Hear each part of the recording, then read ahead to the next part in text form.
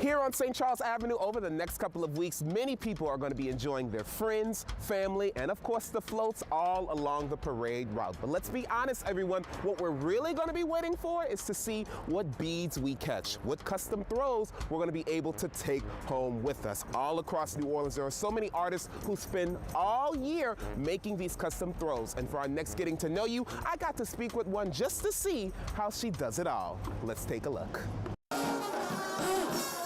It's the sounds many of us love to hear this time of year. For Nori Pritchard, it's more than just a parade. This is her opportunity to share her creations with the revelers. I'm a very big believer in like handmade Mardi Gras in general, the believer in the throws that are made by hand with love, even if it's a smaller quantity. If you have that quality there, I think that's really cool. At her store, NOLA Craft Culture, she spends months creating custom pieces of art for crews around the city. I've done Iris sunglasses in the past, because Iris, they do the sunglasses. I've done Crew of Chewbacca's throws. We do the pendant beads, which is sort of a little riff on the traditional glass beads, but with a glitter resin pendant. So I dip a toe in a lot of things. Her throw-making journey began about 10 years ago, and it was all because of her mom. She was a costumer who needed help making throws for some friends who were writing in muses for the first time. And they said, we have no idea how to glitter shoes. Can we come over to your house and glitter shoes? And they did, and I got hooked on it, and it's been, you know, non-stop glitter ever since. So the inspiration behind this shoe is probably pretty obvious. It's a charcuterie, or as we call it, a shoe-cuterie. One of her biggest projects every year is making shoes for when she rides in the Muses Parade. She loves going around the city to find shoes at thrift stores, but she also enjoys when she gets an uncomfortable pair that someone wore once. She truly believes that one woman's trash is another woman's treasure. I always joke, I have a lot of shoe mouths to feed. I have a lot of people I help, a lot of friends and family who I help with shoes. And of course we do classes in here, so I do those shoes as well to prepare for workshops. I do probably like a couple hundred shoes a year. Pritchard says she gathers ideas from a lot of places, but her #1 inspiration is her love for the people and culture of New Orleans. Like the dumpster gator, or a snowball, or a crawfish boil, those are the ones that really like hit my glitter sweet spot and make me happiest. How long would you say you spend on maybe one Muses throw?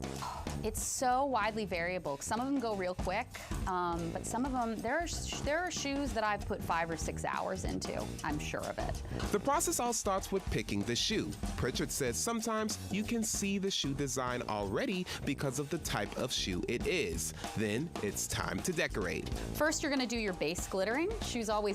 I always give a shoe 2 coats of glitter. So it gets its base coat of glitter, and then it gets its top coat of glitter.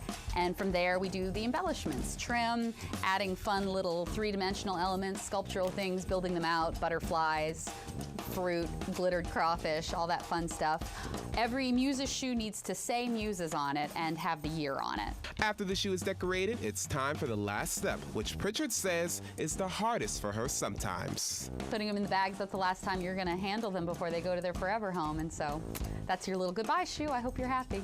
I hope you make someone happy. There are always new techniques Pritchard is trying to master. She loves giving shoes out on the parade route. She even made one for pop star Lizzo, which she keeps right next to her Grammys. I always tell people, like, keep the joy in it. It should be fun making your throws. So if something's not fun, put it down and pick something else up that is. When it comes to other throws she's designing this year, you can find some of her work in the Crew of Cleopatra. She's making about a dozen cups for a client right now. Sometimes people will have like a reference image. They'll be like, this is what I would like it to look like. Or, you know, sometimes they'll ask me, you did one like this, can you do one like that again? I don't sketch. I'm very bad at drawing. Nobody wants my sketches. She is also known for her beads. She has some glass ones this year and some for the roots of music, which took her about 72 hours to make. I get the art made and then insert into an epoxy resin, and I make different shapes. You can see we do different shapes. So if it's Chewbacca's, we can do science fiction shapes, and you know, if it's another crew, we can do their symbols. Pritchard says the best way to enjoy a handmade throw is to display it. The best part is giving them away. I've had people cry when they've cut, like 2 or 3 times someone has cried when I've given them a shoe, and that's the best thing in the world. No, giving them away is the best. Throw makers around the city are so happy that Mardi Gras is happening this year. Making throws is cathartic for Pritchard. She even calls it glitter therapy. She hopes to continue spreading love throughout her work, one throw at a time.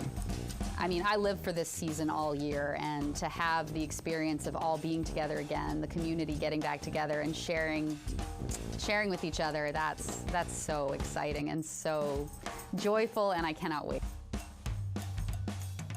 Nori was so much fun, everyone, and guess what? In honor of all of her love for glitter, she actually opened up a store so that she could be a resource for other throw makers. The name of her store is NOLA Craft Culture, and not only does she have a slew of supplies for you to decorate throws just like her, she also teaches classes as well. If you want more information about NOLA Craft Culture, head over to NOLACraftCulture.com. They're located at 127 South Solomon Street in New Orleans. Now with that, everyone, that'll do it for us here on Great Day this morning. Thank you so much for watching. Be safe out there on the parade route if you're headed to a parade. And of course, make sure you join us tomorrow for another episode of Great Day Louisiana. Until then, I'm Malik Mingo. Make it a great day, Louisiana.